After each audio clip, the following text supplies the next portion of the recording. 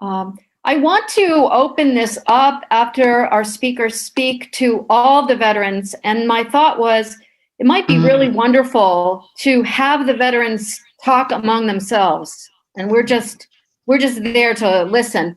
So if you're a veteran, can you raise your hand? Besides, we know about Doug, we know about John Ketwig, we know about Doyle. Any other veterans? Or you can speak up if you're not on camera.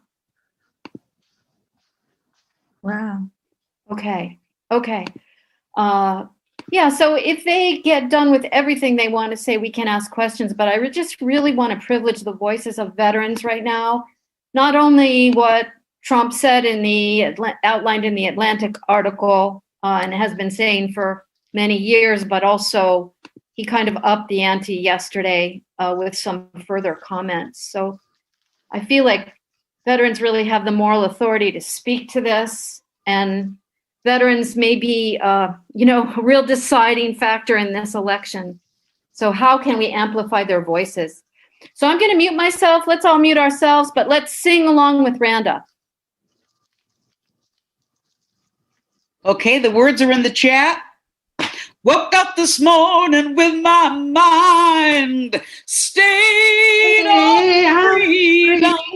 I woke up this morning with my mind stayed on freedom. I woke up this morning with my mind stayed on freedom. Hallelujah. Hallelujah, hallelujah. Now I woke up this morning with my mind just stayed on justice. I woke up this morning with my mind I stayed on justice. I woke up this morning with my mind stayed on justice. Hallelujah, hallelujah, hallelujah. Well, I'm marching and singing with my mind stayed on justice. I'm marching and singing with my mind just stayed on justice. I'm marching and singing with my mind, stayed on justice. Hallelujah, hallelujah, hallelujah. Now I woke up this morning with my mind stayed on freedom. I woke up this morning with my mind stayed on freedom. Yes, woke up this morning with my mind just stayed on freedom. Hallelujah, hallelujah, hallelujah.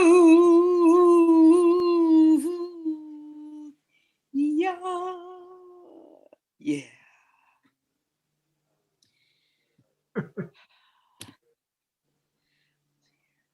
Thank you so much. And thank everyone for being here.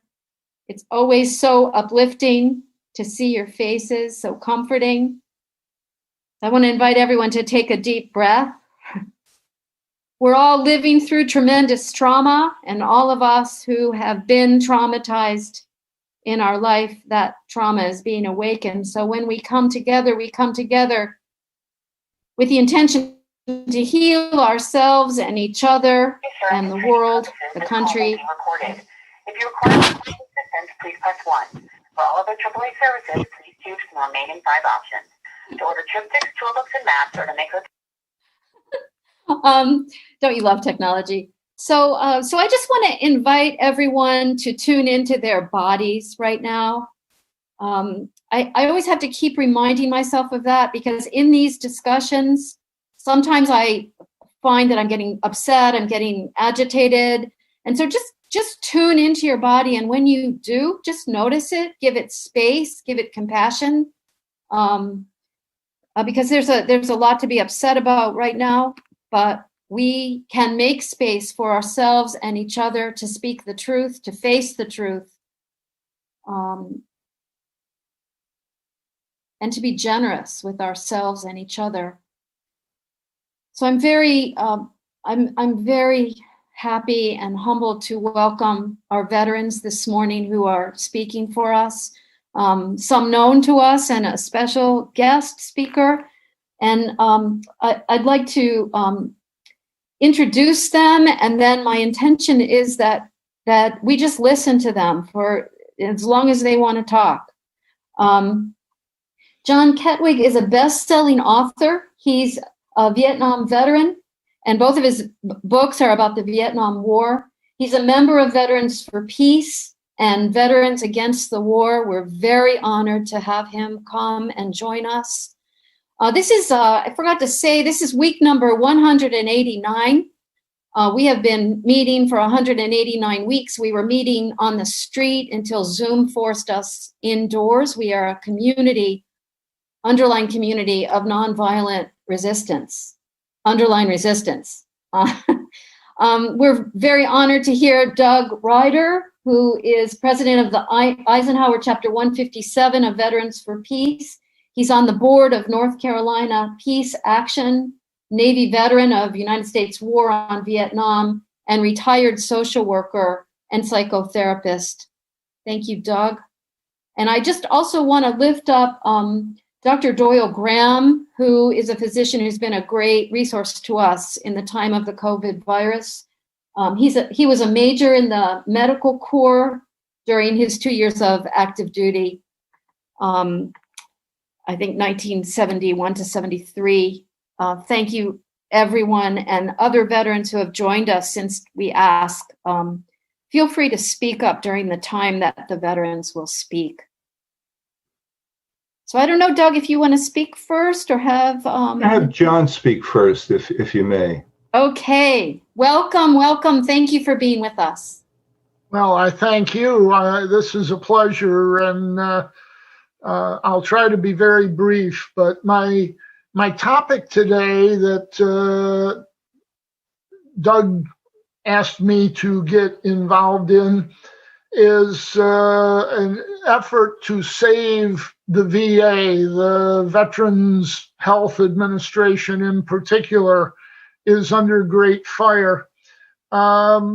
Surveys indicate that about 86% of veterans want to continue going to the VA for their health care and favor fixing its problems. I'm a veteran. I certainly feel that way.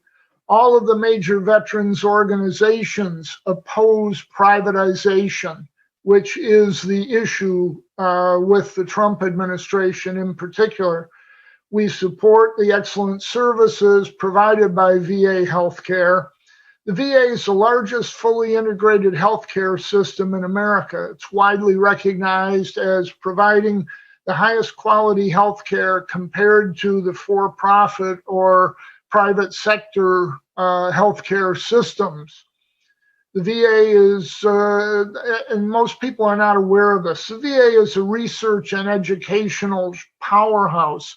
70% of all the physicians in America have been trained in the VA's medical schools or classes. VA research innovations have brought us the shingles vaccine, the nicotine patch, the first implantable cardiac pacemaker, and the use of beta blockers to reduce post-operative mortality rates. Since 1977, VA doctors and researchers have won the Nobel Prize for Medicine 3 separate times. But, and it's a big but, the VA is severely underfunded. Right now, they have more than 50,000 job vacancies. The VA faces especially severe shortages of psychiatrists, psychologists, primary care doctors, and nurses.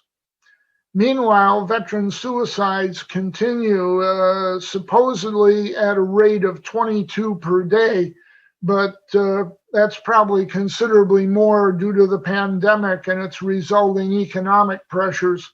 14 of 18 districts of the VA across the country are out of budget for hiring any more employees. Okay, so why is the Trump administration attempting to undermine and eventually eliminate VA health care? Donald Trump has replaced a fully experienced and capable Secretary of Veterans Affairs with a puppet who only seeks to do the president's bidding. Yes, very similar to his choice for Postmaster General. Trump's primary source of information and inspiration, and I'm not making this up, has been a group of 3 golfing buddies and members of his Mar-a-Lago resort. These 3 have no medical or related business background whatsoever. They are, however, reportedly invested in various of the for-profit medical businesses. The VA healthcare system does not compete with the for-profit healthcare system. The doctors and its staff are all salaried. Very big, important point. So there are no pressures to see more patients and no 10-minute allocations for appointments. Insurance companies have no role in VA healthcare, saving enormous amounts of time, personnel, and paperwork, and eliminating cost-centered debating over what care is allowed or the denial of needed care due to the costs involved.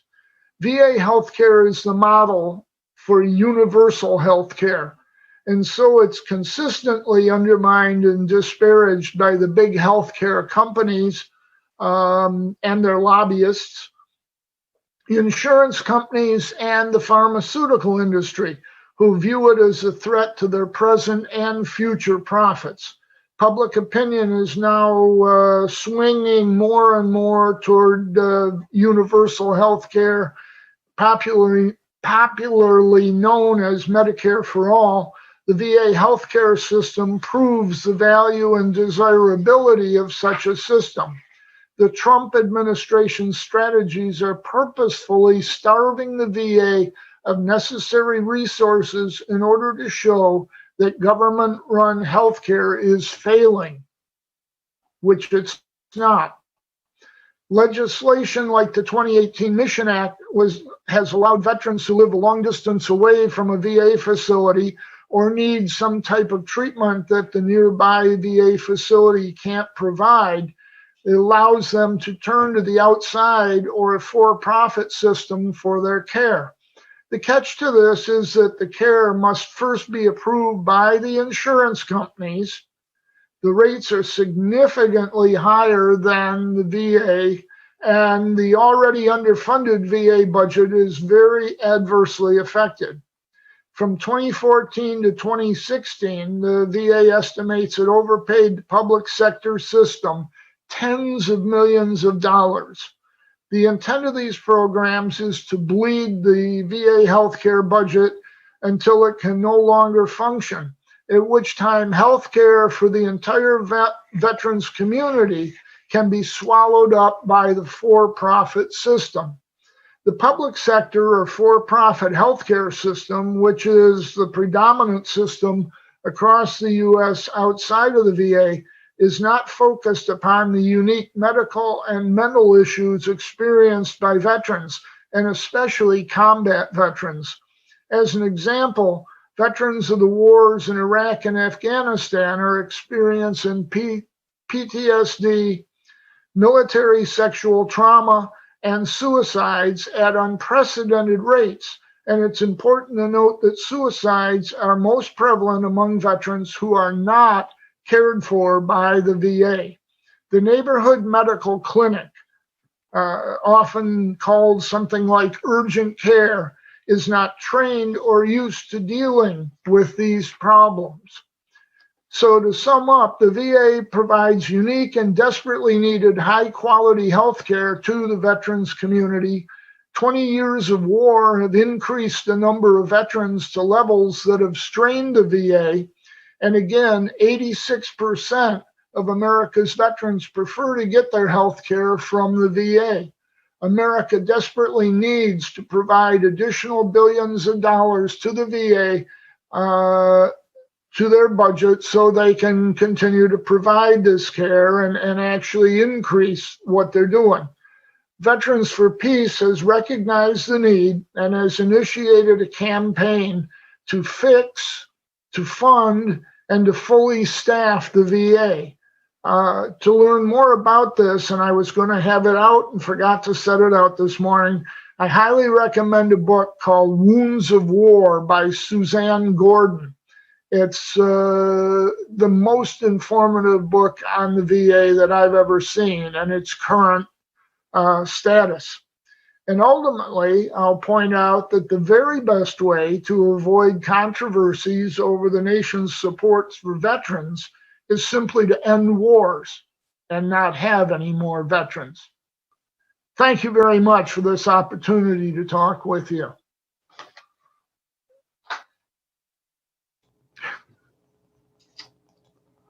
So sweet.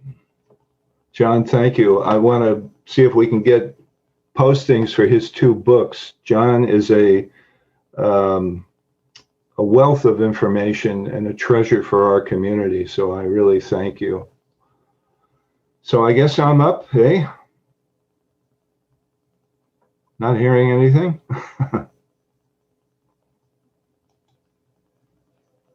Yes. Okay. So. Yes, good. Thank you.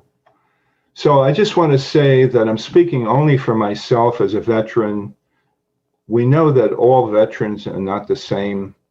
Some believe they perform noble work to preserve our freedoms.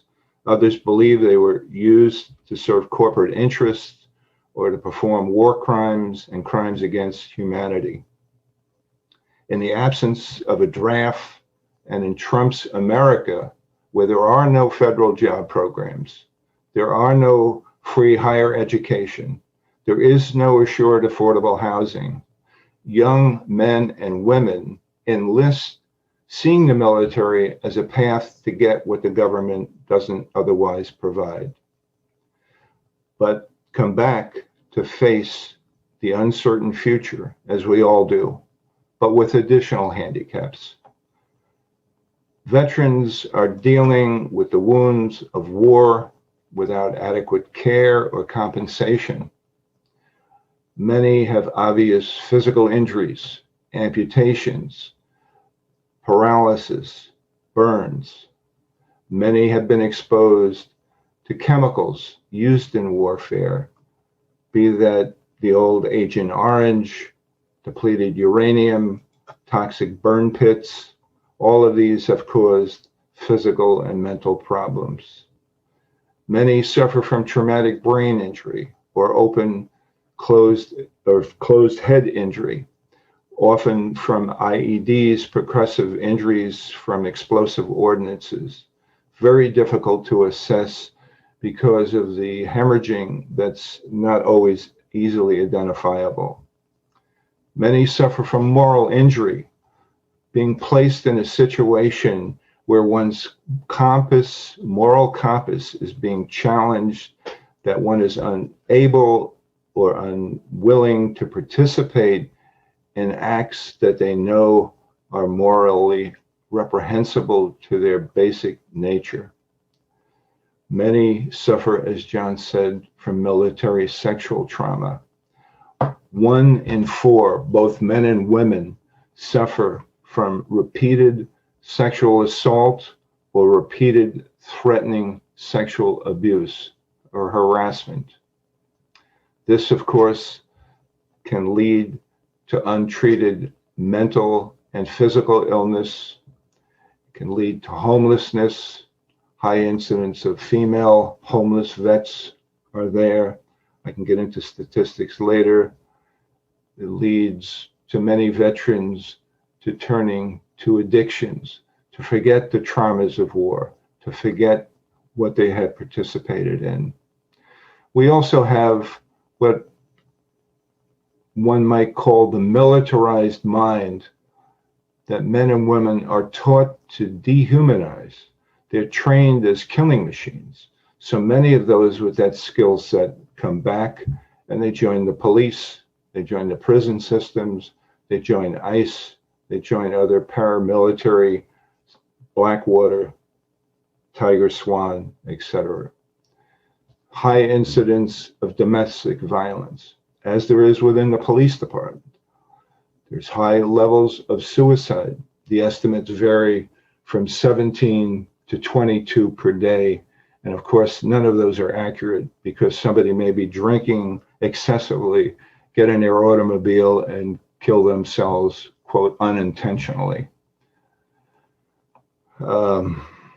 So veterans also suffer from a sense of betrayal, not just getting the benefits they were promised, but fighting for freedom and seeing it denied here at home. People being gassed, beaten, shot, arrested by paramilitary police for exercising their rights.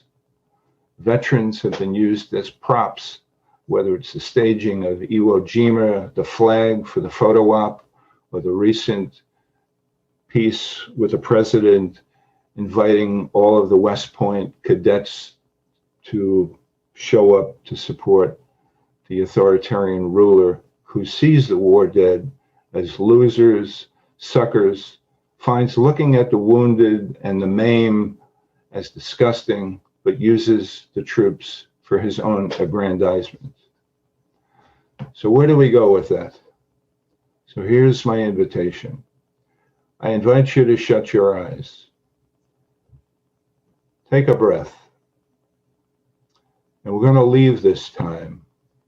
We're going to go back in time. We're going to go way back.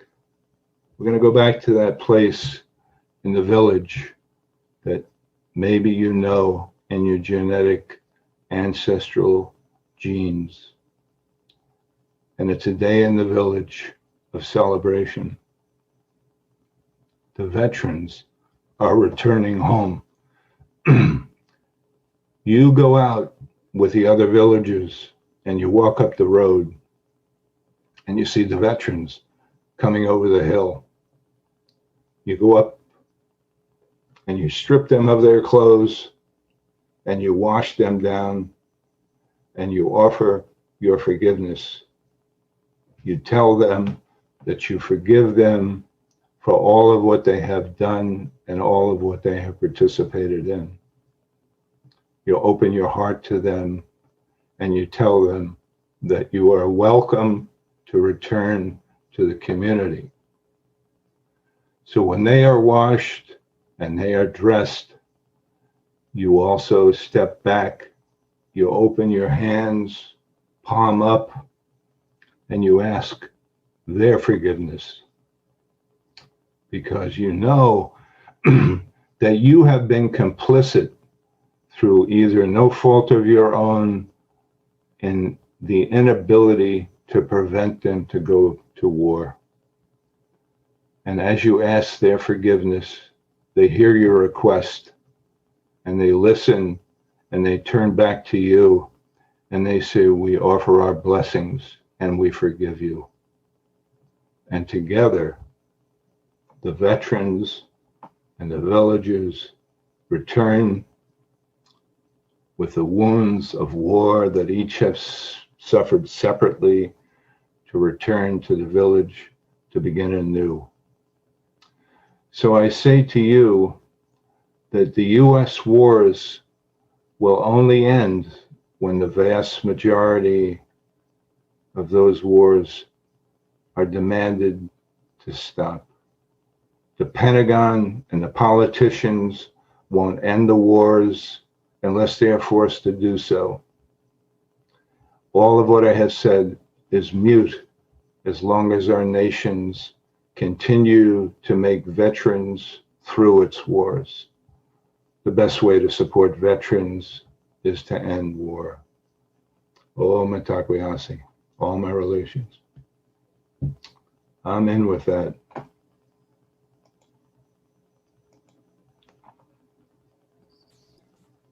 Thank you. I want to encourage everyone to just hum, to stay in that visualization for a minute and just hum, to settle your body and to deepen your visualization of that beautiful image. We have all lost some of our humanity by being complicit in these wars. Humming, if we can now, along with this idea that Doug suggested to us, and also with our intention of healing for all of the veterans who've been so traumatized. And our own trauma, witnessing the suffering and feeling we can't do anything about it. And being very determined to do what we can. Thank you. Thank you so much, both of you. Thank you so much. And if you're just joining us, I saw Dale Herman come in. He's a Vietnam veteran, era veteran as well. And any other veterans who are joining us, this is a time to hear from veterans. So I wonder, Doyle, if you would like to say anything, and then Dale, and then maybe you can talk among yourselves and we can kind of hear you. I'm muting myself again.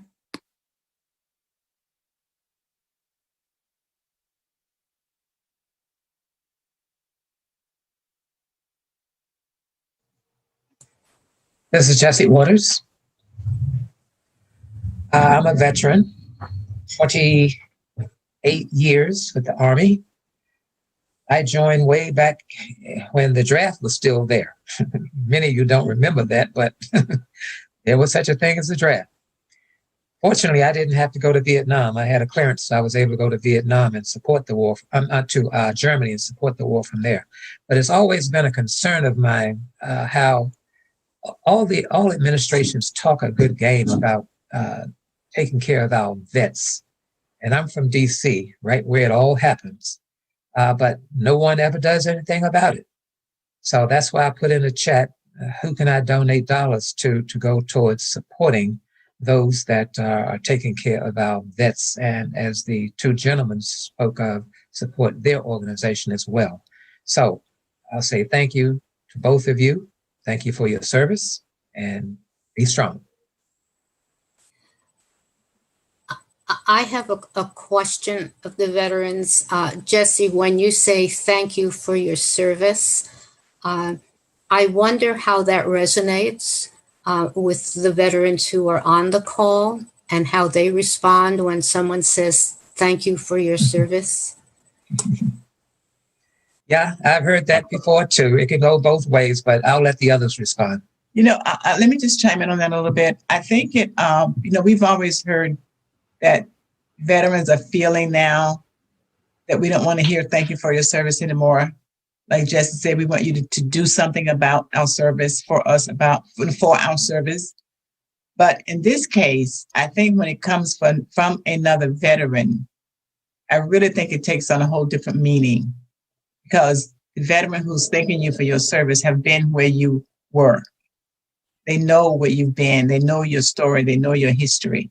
Even if they don't know the details of it, they know what it's like serving your country in the military. So I venture to say that when it comes from another veteran, it comes from a different place, in the soul and the heart. Yes. I hear that. Thank you.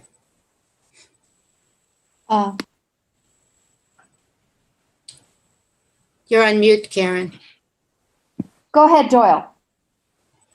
Yeah, I think that my thoughts in thinking about today was when across a couple of generations. I was born in August of 1942, and my conception date appears to be on or around Pearl Harbor.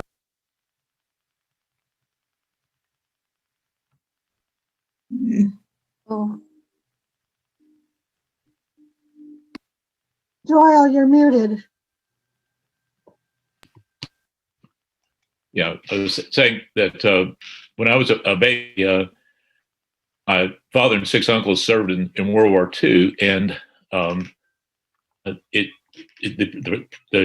we were raised on my grandparents' farm in Texas while they were all away at war. And to say that we were weaned on the pablum of patriotism sort of understates the situation.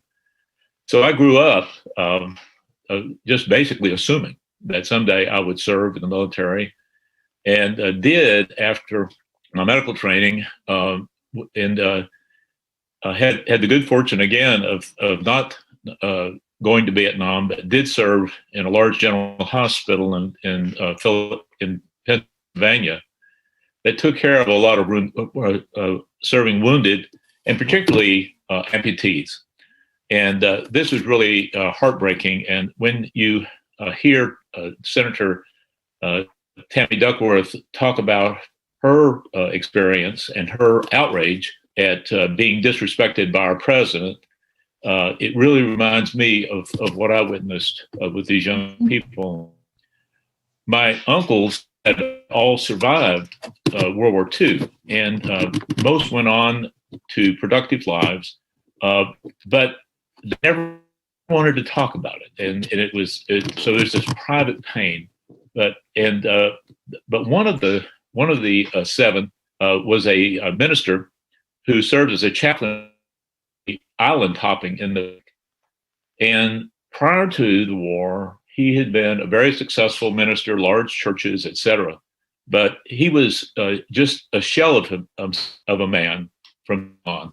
He just barely was functional, and it was the saddest thing to see happen to him. And so I think what John and Doug were talking about in terms of the impact is basically lifelong. Even if the injury is basically what we would call psychological. And of course, for the people with triple amputations, which Senator Duckworth almost was, they salvaged that injured arm. Your life is massively changed, and it takes a tremendous amount of courage to rise beyond that, go ahead and be able to contribute and find some fulfillment. So I have found myself just absolutely furious. And one of the things that really was striking to me is that in years I had helped start a medical school in Singapore. My wife and I, 3 of those, we had grandchildren along.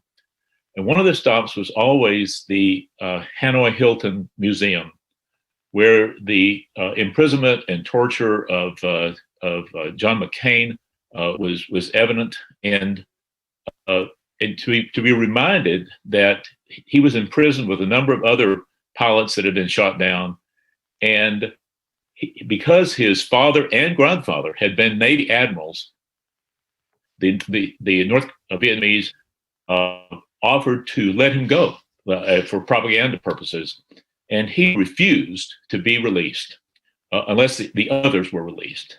He would not take advantage of his family situation like our president. And so when Trump disparaged him and called him not a hero, I found myself just absolutely overwhelmed with outrage. I just, if there was ever heroism, it's John McCain. And I think that, disparaging the wounded, ridiculing them as being suckers and losers, it's just so amazing.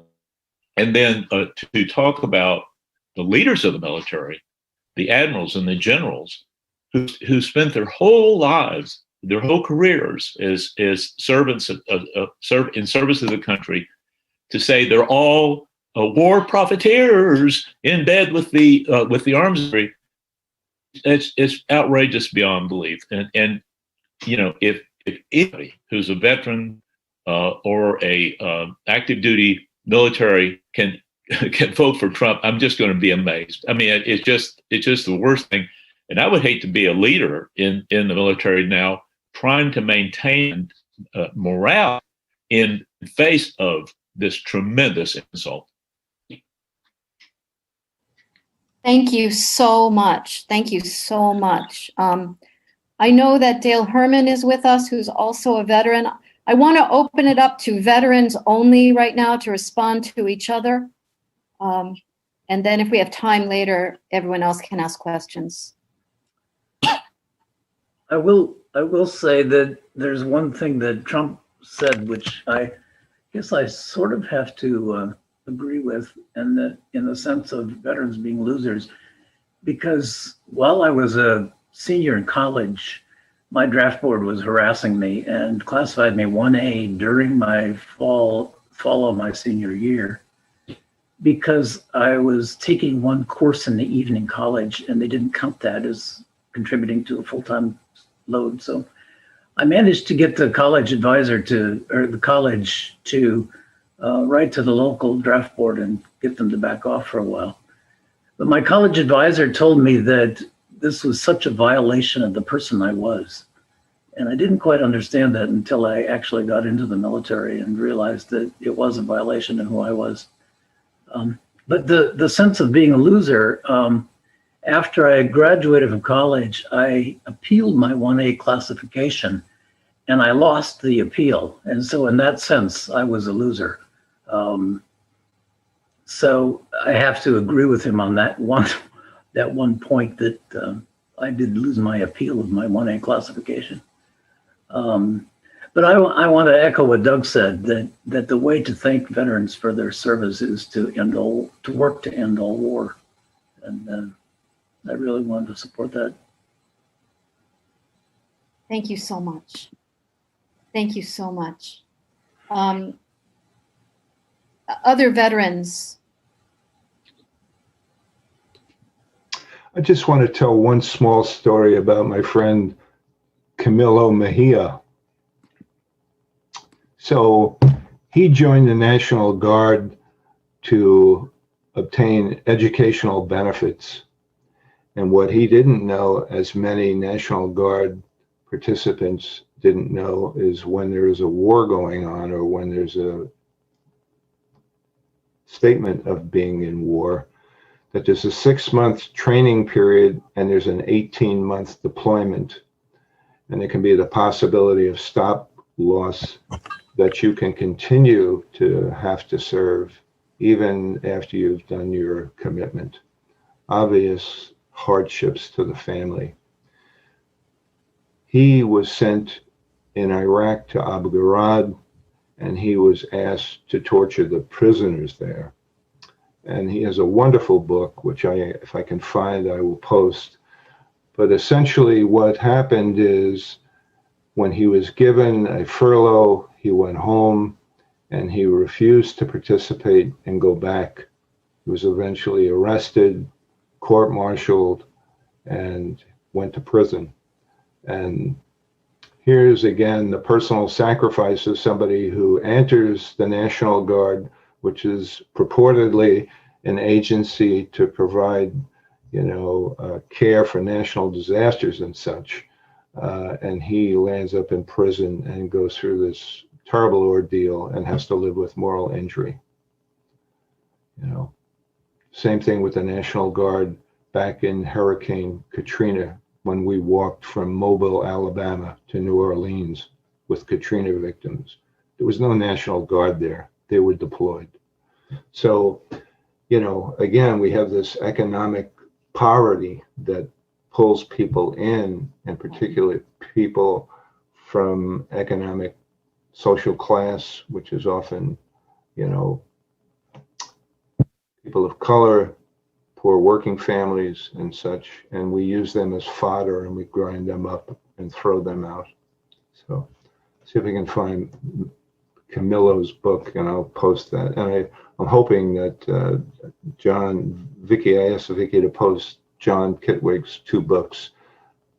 Absolute good reading, and I would encourage you to check those out.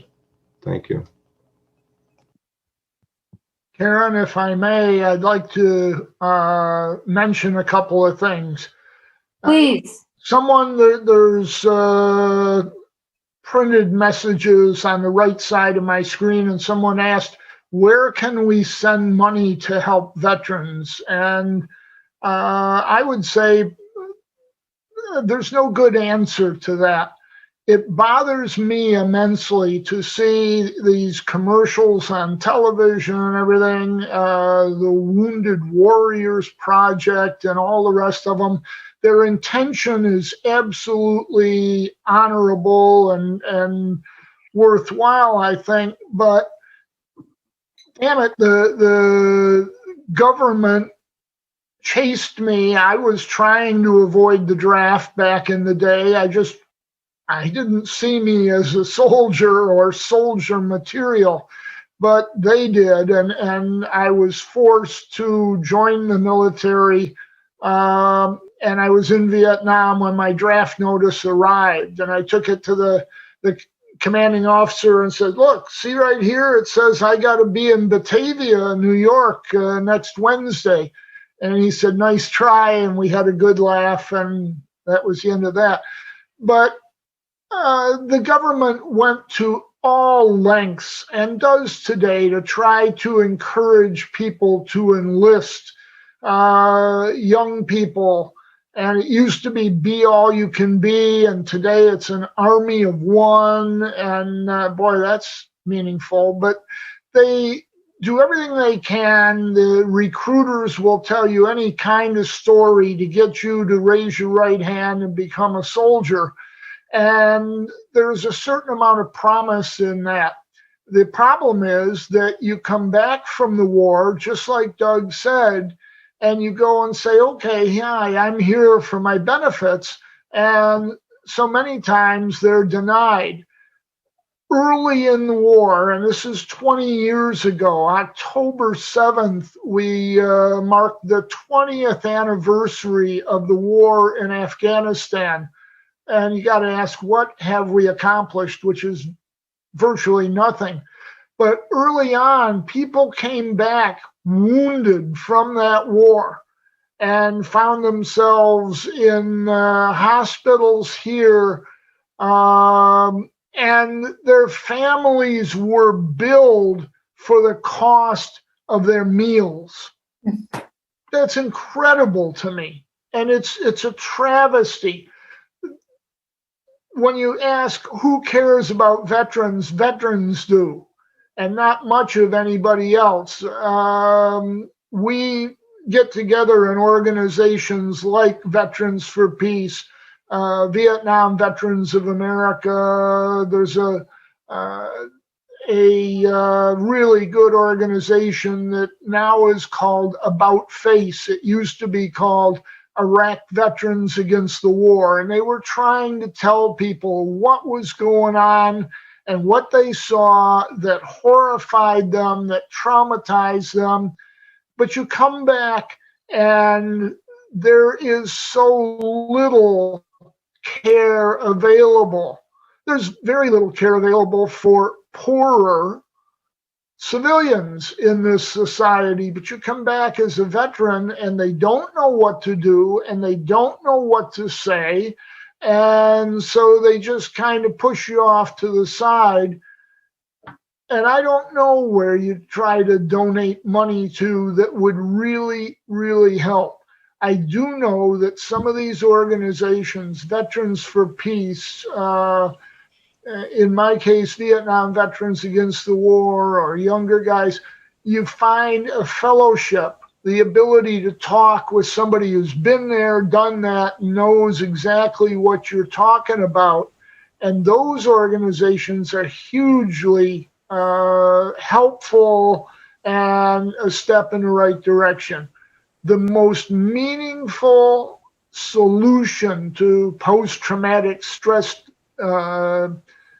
I call it post-traumatic stress damage. It's not really a disorder, but the most effective solution to that has been rap groups, talk groups, where you get together around the table and you're with guys that are your peers, and you can say, geez, I had a terrible nightmare the other night, and a guy across the table say, yeah, I did too. That kind of camaraderie is so tremendously important. And I just wanted to toss that out there. Thank you. I just wanted to make a quick comment, a plug for Veterans for Peace. You don't have to be a veteran to join Veterans for Peace. I posted a link there. You can be an associate member. You can go there and read the platform statement. If you're in agreement to what that is, you can join. We have monthly meetings here in the Triangle area. There is Zoom at this point in time. we're always looking for new members. Also, IVAW, which is now called About Face, has done a serious benefit for the Afghan vets. And I would encourage you to look at that page if you're interested in learning more about that. 53 cents on the dollar, it's unconscionable. I think we spend 16 cents on social programs. We have over 850 bases in over 150 countries. This is absolute sickness. This is a virus. There's a man named Paul Levy who wrote a book called Witico, and it speaks of the Cree Indian term, which is possession of the spirit. Essentially, the Buddhists would call this the drunken, they would call this the hungry ghost in Buddhism. But essentially, it's this materialistic possession that has just consumed the soul, and that we're on this we're eating our children, because there is, it's endless.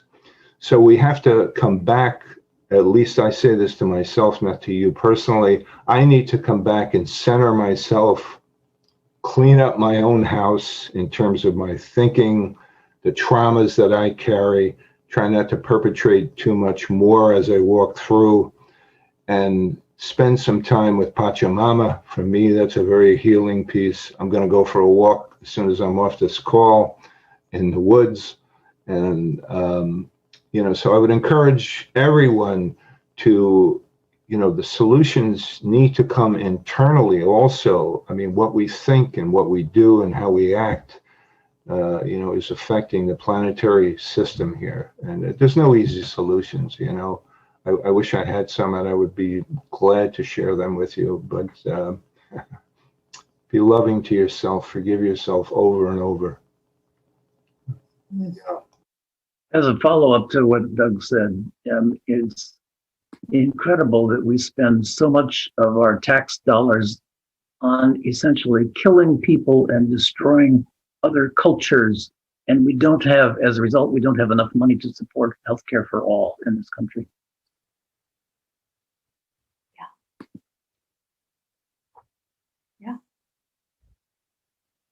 I think it's important to point out the defense budget has now grown. If you look at all the costs of militarism in America today, we're spending $1 trillion a year on militarism, on making war, and all the various aspects of that, from developing the most state-of-the-art effective weapons to trying to entice guys into the Army, people into the Army. And a while back, Congress passed a law that said all the various offices of government had to be audited. And they all were, with the exception of the Pentagon. They said, oh, we just can't do it. They put it off and put it off. And Congress insisted. They hired a small army of civilian mathematics people to go in and try to audit.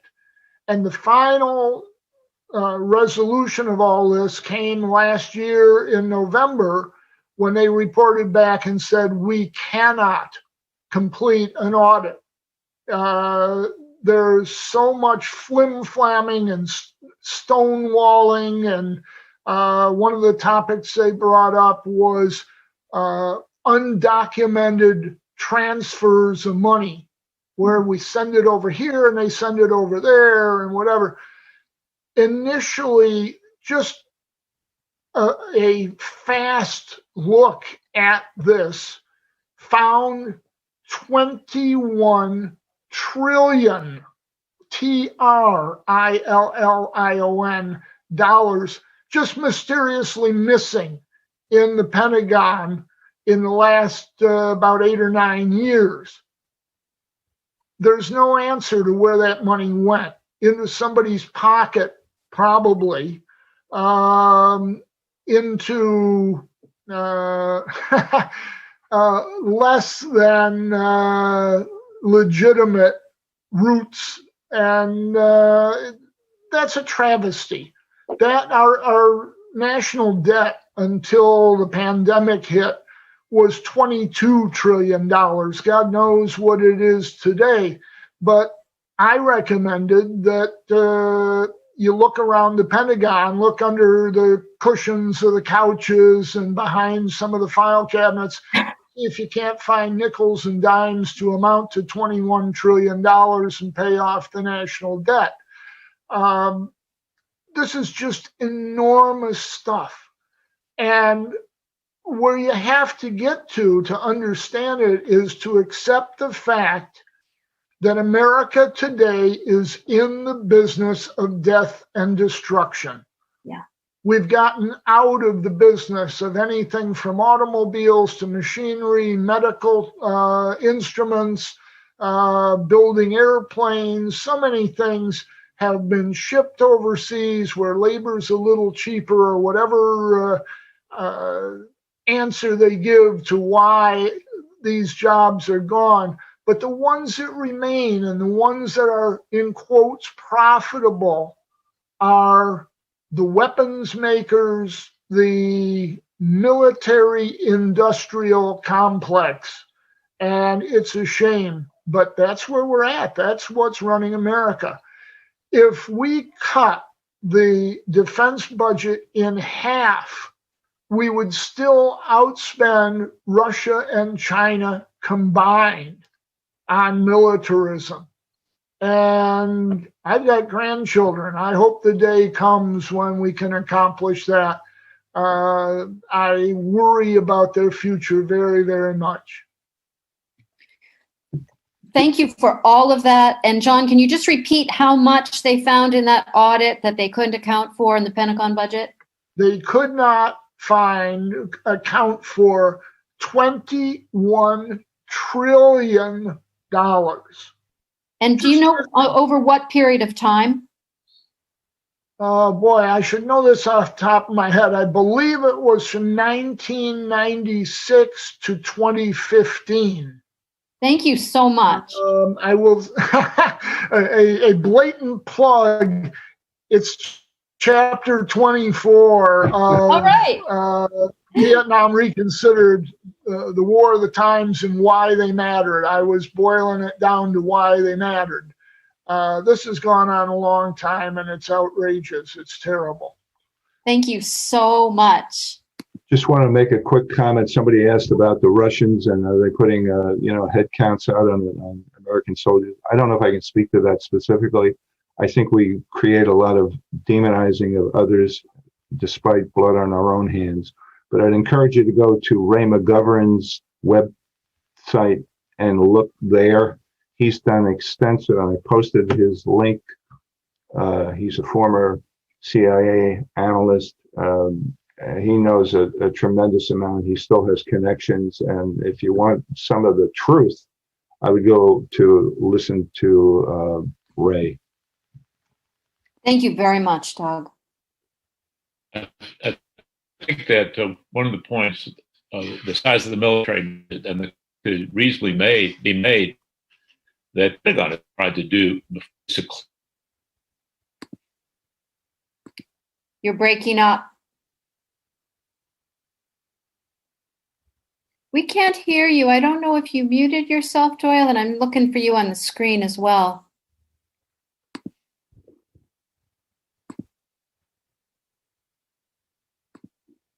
Okay, well, we're waiting for him to come back. Any other veterans want to comment on anything that's been said, and then we'll open it up.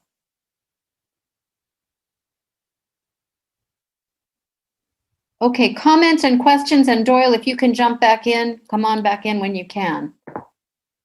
One of the problems in being able to reduce the military is that when the Pentagon tries to close military bases, the representatives in Congress from those states put up severe objections. In other words, important for the economy of many states like Texas, like Florida, is having the military base there. That's a real problem. I mean, there's never been central leadership strong enough to get past that. Thank you. Thank you so much. Wow. I have a question. Go ahead, Bessie. It's not a new question. I would like to hear an answer to the first question that was asked. When veterans hear "thank you for your service," how does that resonate? I don't know if it was deliberately not answered or if it got lost in the conversation that came after. Well, I would speak to that for myself. I think a lot of veterans that I have spoken to personally, when civilians say thank you for their service, a lot of veterans are still suffering from the actions that they participated in and don't always, feel that what they did in hindsight, looking back, was something that was in the best interest of their service. So it's a painful situation to say thank you for their service when in fact they may feel very ashamed, they may feel very angry, they may feel very frustrated. I think your point earlier about it coming from another veteran, I think there is an understanding of compatriot, sharing, and there may be some similarity there, and it may be less, quote, offensive. But when I meet another veteran, I just say, I'm glad to see you. I'm glad you're here. And I don't say much more than that. And, because I think many are aware that they've served the corporate masters and, they don't feel good about, their participation in that. At least that's my experience and others I've talked to. But again, there's no uniformity. There's no monolithic veteran statement, It's pretty varied. A lot of people feel very proud for what they did. And for some, it was a moment of power that they never had in their life and they will never return to. And, so the experiences are many and varied. But thank you for that, Bessie, for that question. I think it's an important one. One thing that Trump's comments yesterday seemed to play to those who are thinking about their service and wondering about the corporate masters of some of what's happening in the military. I wonder if either of you or any of the veterans or anyone want to speak to that.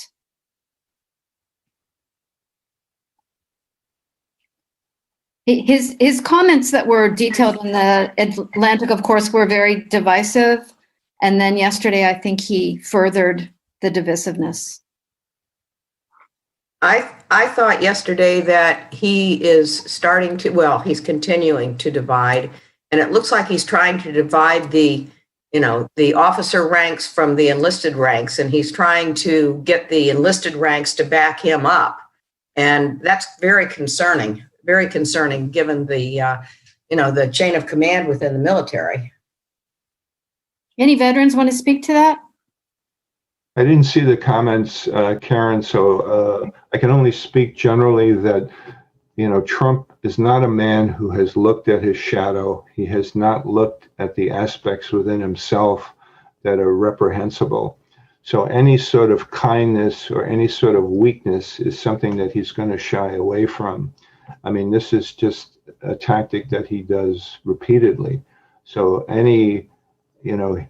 when he's in France, he doesn't it's the rainstorm that the helicopter can't fly in, rather than stating honestly, perhaps, that he didn't want to get his hair wet or he didn't want to go to the cemetery to deal with the losers, so I don't know. He's I won't say, what can you say? What can you say? And it's our habit to try to end roughly on time, but then a lot of us tend to hang out and talk afterwards and tie up loose ends. I want to thank John Kerwig, Doug Ryder, Doyle Graham, Dale Herman, Jesse Waters, thank you so much. All our veterans, thank you so much, everyone, for being here today. You're amazing, and your words of wisdom will grow in our hearts. And if you can hang around afterwards, if you feel like it, that's great. Otherwise, just thank you, and I hope that you'll come back. We're going to hear from the grannies now, so we'll all mute ourselves except them. Please do not do anything in the chat during the grannies, because Karen needs access to the chant when she sings. And then Scarlett will give our closing.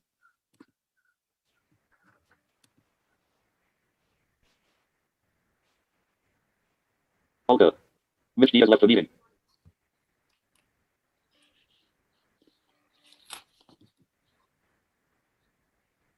Olga, audio now unmuted. Okay.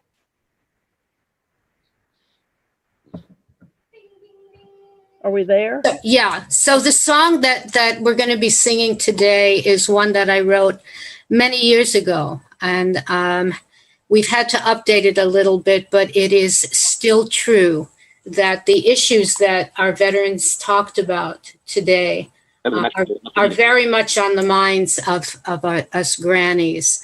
And it was a natural choice, I think, to sing this song today.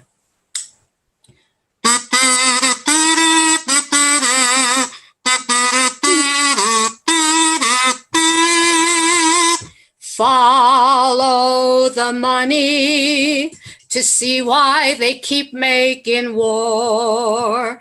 They're counting their money while we count up the sick and the poor. Follow the money. It leads to the White House front door. No pandemic, no depression seems to stop them, just as long as their profits soar.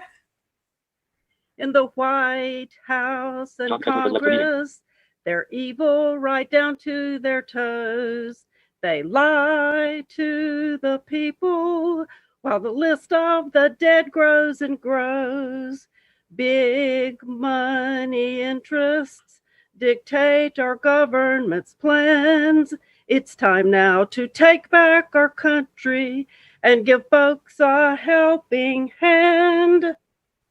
It's Lockheed Martin, Boeing, and Raytheon too, who reap all the profits and don't give a fig about you. We've got to stop them and all those who profit from war. We women are rising to stop them and to put an end to war. We raging grannies are singing all throughout the land, telling Tom Tillis we know he has blood on his hands.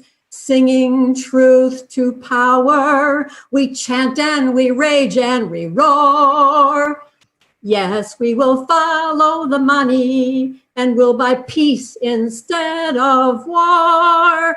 Yes, we will follow the money and we'll buy peace instead of war.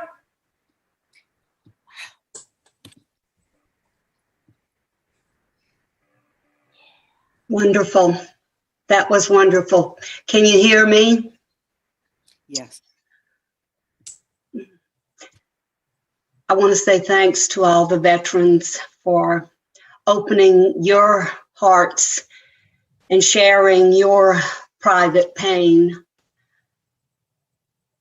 Now I have a confession to make. This past week, I have been so filled with anger and hate after listening to all the commentary, all the things that Trump has said about losers and suckers, and then watching the protest on television. I was so angry, I could taste that bitterness in my mouth. My language reflected so much of that gall that I even upset my dogs. I had to go to the doctor to have my middle finger.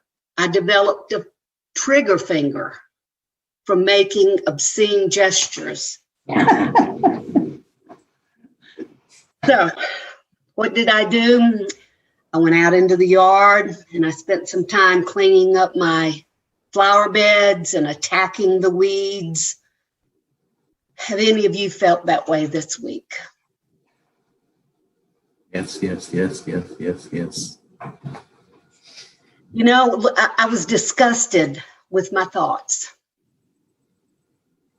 So I went inside and I started reading John Meacham's book, His Truth is Marching On, John Lewis and the Power of Hope. It's beautifully written about John Lewis and the nonviolent protest. Mr. Lewis spoke lovingly of Reverend Jim Lawson. And at the march across the Edmund Pettus Bridge, commemorating 6 decades from that first march, Lewis saw Reverend Lawson, who is like 90 years old, and Lewis simply said, "My leader, my teacher, my brother, bless you, our teacher. If it hadn't been for you, where would we be? Where would we be?" Now, Reverend Lawson is a Methodist minister, and he's an adherent to the teachings of Gandhi and the Christian scriptures. He trained John Lewis and many of the activists in nonviolent protest, nonviolent resistance. He trained those young freedom riders, the sit-in protesters, and those who marched while being attacked by the police, dogs, fire hoses, spittle, lighted cigarettes thrown down their backs, hot coffee poured over their heads, bats and batons. And here are just a few words that the Student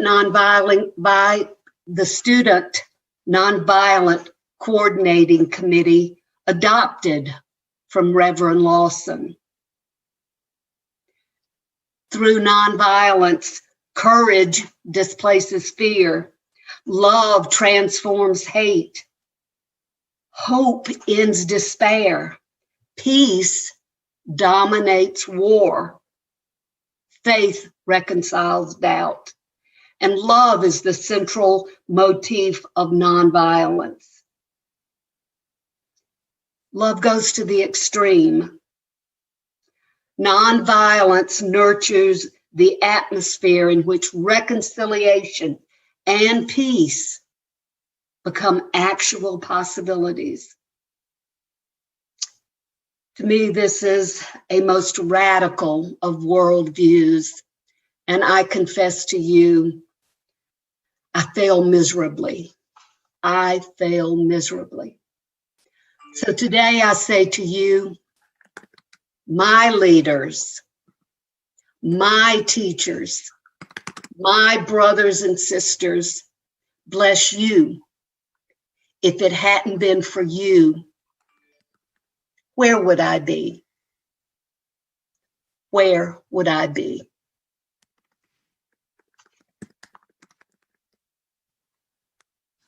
Now, everybody unmute yourselves. My friends, my teachers, my mentors. Forward together. Not one step back. Forward together. Not one step back. Forward together. Not one step back. Yay. Thank you, Scarlett. Thank you, Scarlett. Thank you. Yes. Thank you, Scarlett. Thank you, everyone. Don't forget Saturday we have martial training with Ready the Ground to try to learn how to be nonviolent resistance on the streets. So everyone's welcome to join us and spread the word. And tonight's the town hall with the Senate candidates. Yeah. Yeah, the Poor People's Campaign, we doubt very much if Tillis will show up, but Cal Cunningham will be there. And it'll be really good, I think. And we have an empty chair for Tillis. Yeah. Sure. Thank you. Bye. Bye. Yeah. Is Clint Eastwood going to show up? Thank you, Scarlett.